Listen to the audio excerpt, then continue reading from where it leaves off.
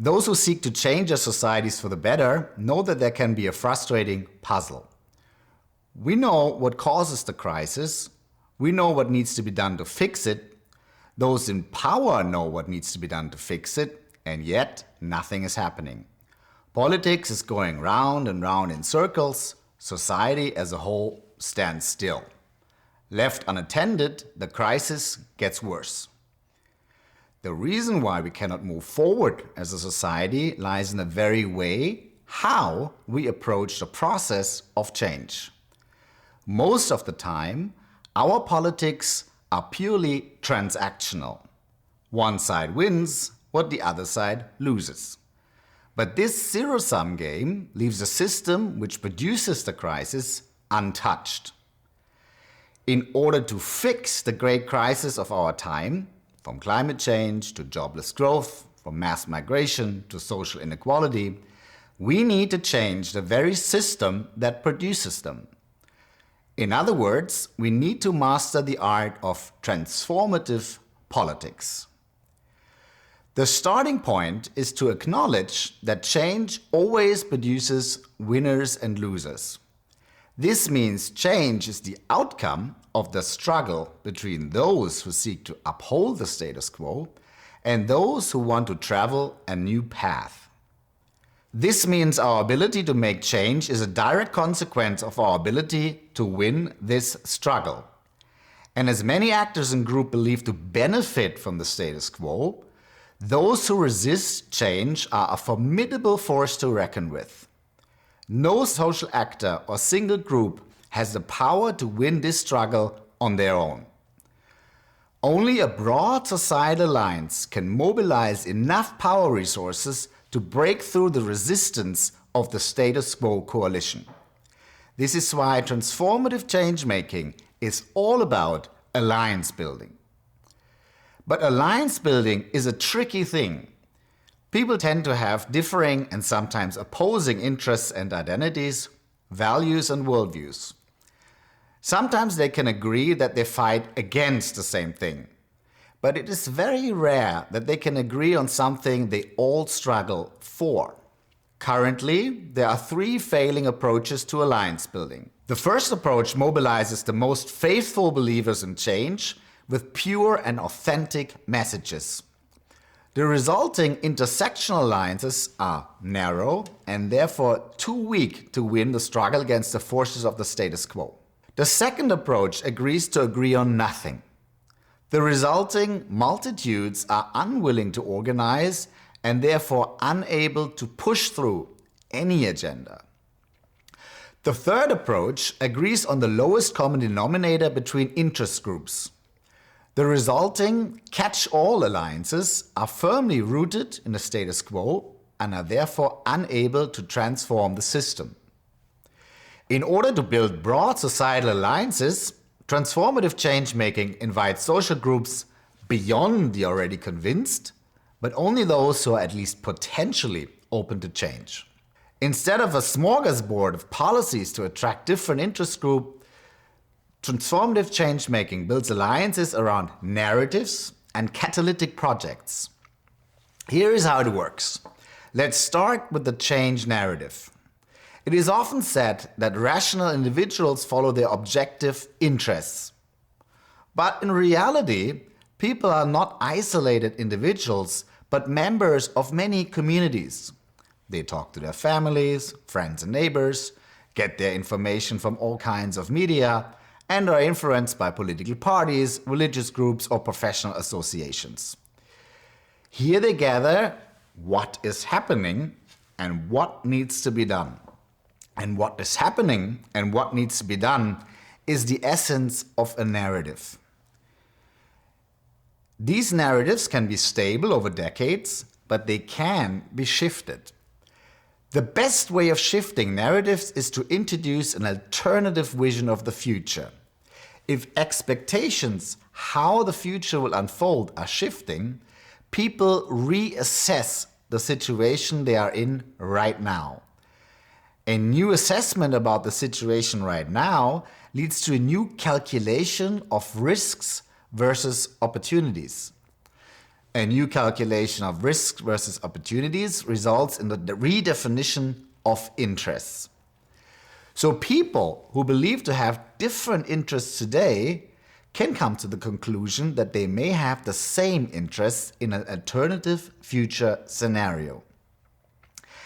An alternative narrative about the future is therefore an effective means of alliance building. This is hardly new insight. Religions and progressive movements have for centuries used utopian visions for a better future in order to mobilize people to change the here and now.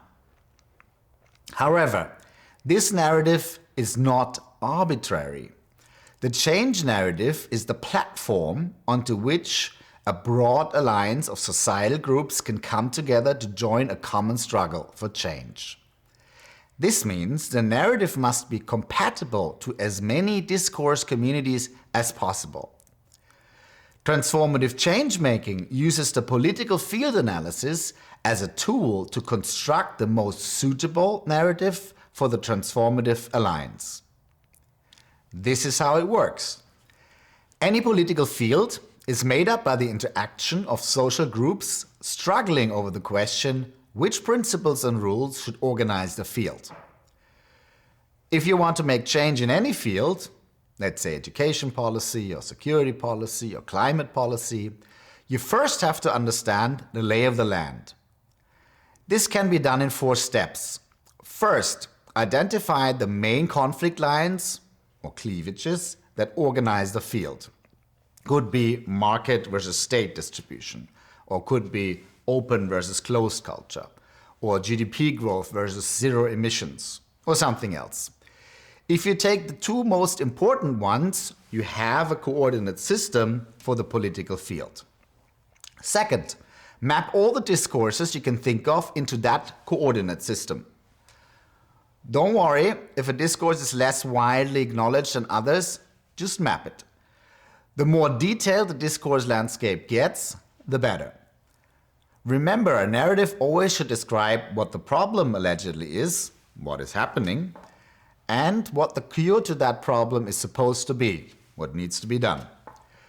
The purpose of this step is to better our understanding of the different worldviews guiding actors. So take your time to properly discuss the position of the identified discourses in the field, because this exercise really helps everyone in the room to get on the same page. Third, map all the relevant social actors into the field. Again, the more detailed, the better. So not just the government, but which ministry or agency.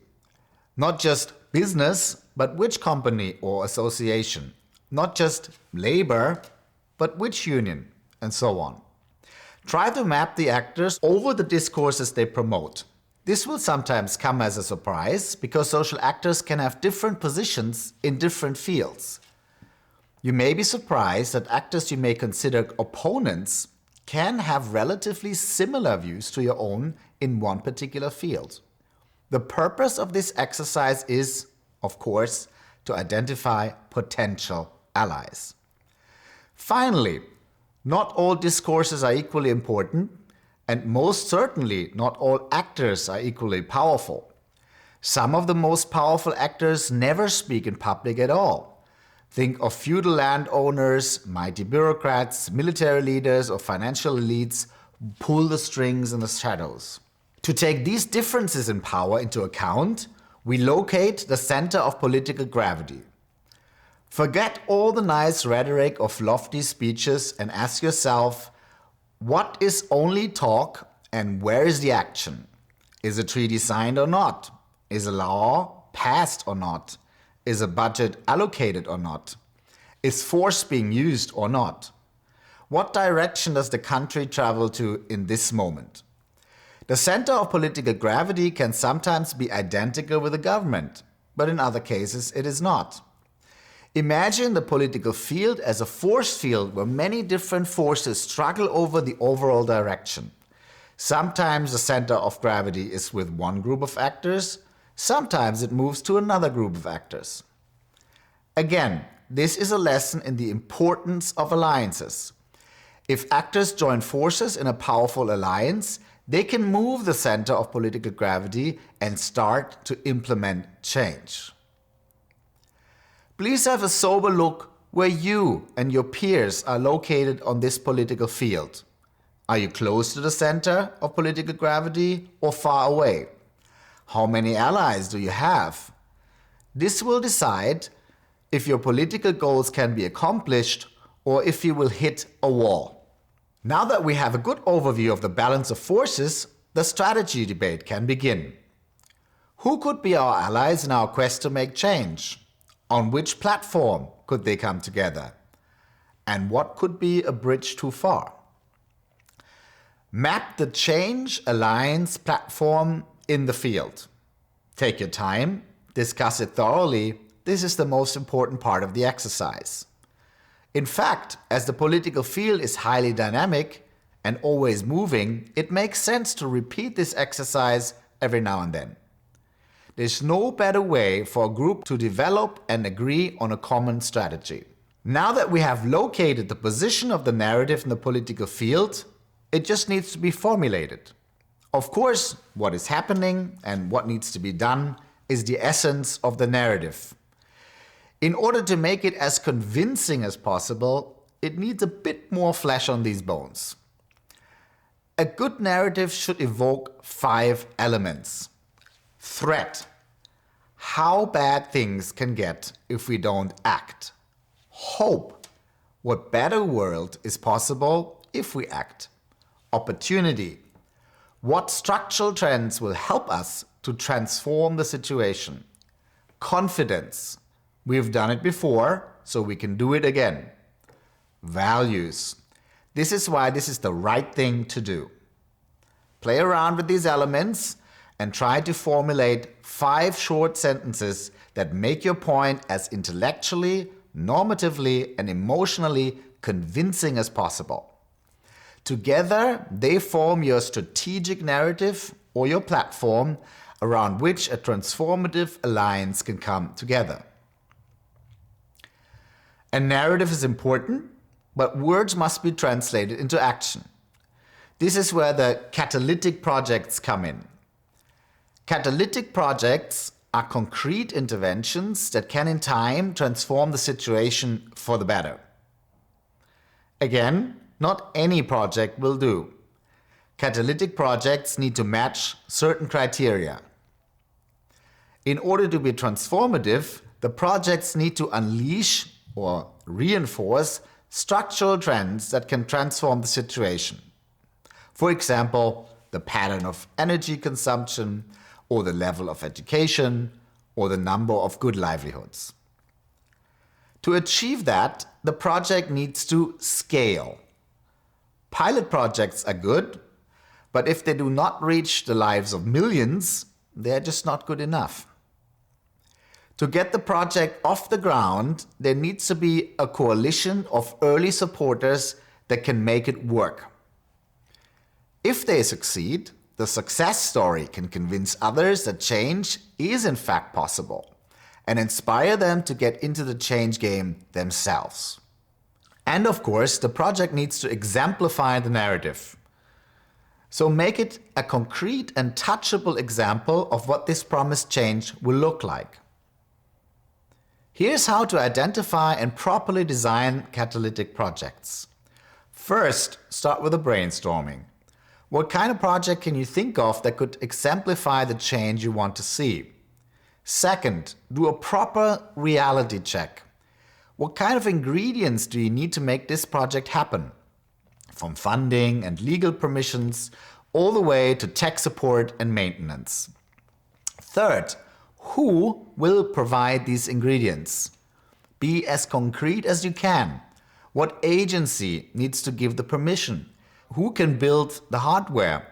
Who has the necessary expertise? What community do you win over?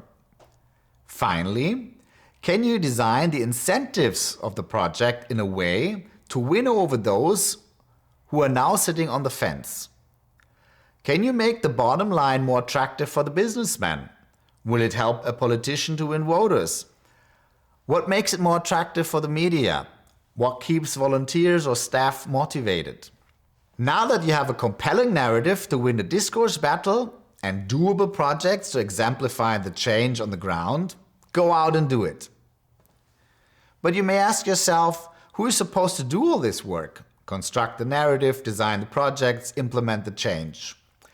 Here, a seed community can be very helpful.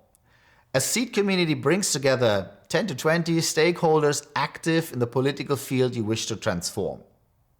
You know the mix of representatives from government and business, the bureaucracy, labor unions, NGOs, academia or think tanks from traditional multi-stakeholder dialogues. The difference is that participants are invited as individuals, not as representatives of any institution. And it is better to only invite individuals who are at least potential allies for transformative change.